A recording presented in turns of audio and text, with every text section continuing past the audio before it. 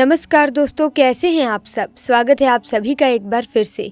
दोस्तों, देखा जाए तो ज़्यादातर नाग नागिन जंगलों में, खेतों में या सुनसान जगहों पर पाए जाते हैं, जहां इन्हें कोई परेशान करने वाला और मारने वाला नहीं होता। लेकिन एक गांव में खेत के समीप हुई एक ऐसी घटना सामने आई जिसे सुनकर हर कोई दंग रह गया। दोस्तों, आप यकीन नहीं करोगे कि क्या सच में ऐसा भी कुछ हो सकता है।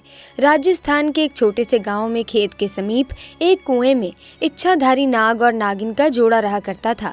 एक रात्रि की बात है जब इच्छाधारी नागिन अपना रूप बदलकर चांदपुर गांव में यूं ही भ्रमण के लिए निकली थी और कुएं के पास उस समय इच्छाधारी नाग सो रहा था।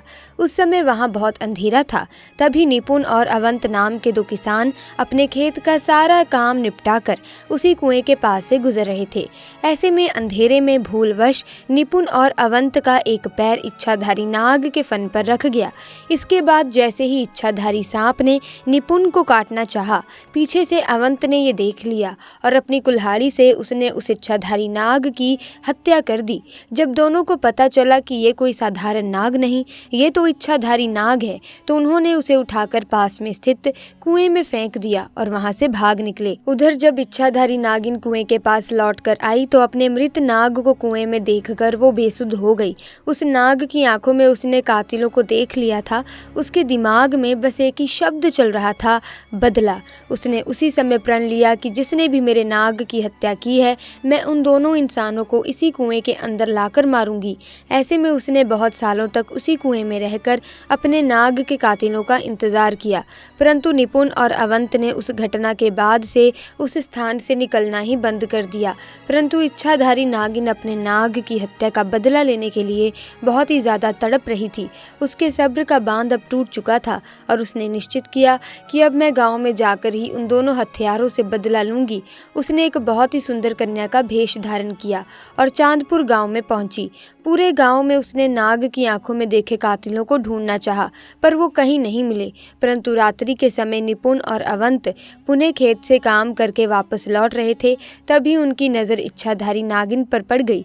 उस समय उसने बहुत ही सुंदर कन्या का रूप धारण कर रखा था और वो भी अपनी सुंदरता से निपुण और अवंत को लुभाने लगी। वो दोनों उसकी सुंदरता पर मोहित हो चुके थे। ऐसे में उस लड़की ने कहा, आओ मैं तुम्हें स्वर्ग की सैर कराती हूँ। वो दोनों बेसुध हो गए और उसके पीछे पीछे जाने लगे। उस लड़की की सुंदरता में वो इतना मोहित हो चुके थे कि उन्हें समझ ही नहीं आ रहा था कि वो दोनों उसी स्थान पर जा रहे हैं जहाँ पर उन दोनों ने नाग की हत्या की थी। अब वो इच्छाधारी नागिन दोनों को लेकर उसी कुएं के पास आ गई और अपना भयंकर और विशाल रूप उन दोनों को दिखाया, जिसे देखकर दोनों के पसीने छूट गए और डर के मारे दोनों कांपने लगे।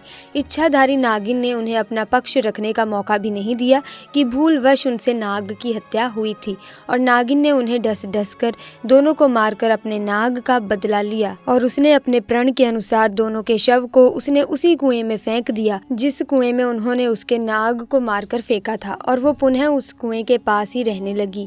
दोस्तों, आप भी इस बात का विशेष ध्यान रखिएगा कि किसी भी प्रकार से आप जाने अनजाने में किसी भी नाग नागिन को चोट ना पहुंचाएं, क्योंकि हमारी एक गलती हमारे ऊपर बहुत भारी पड़ सकती है।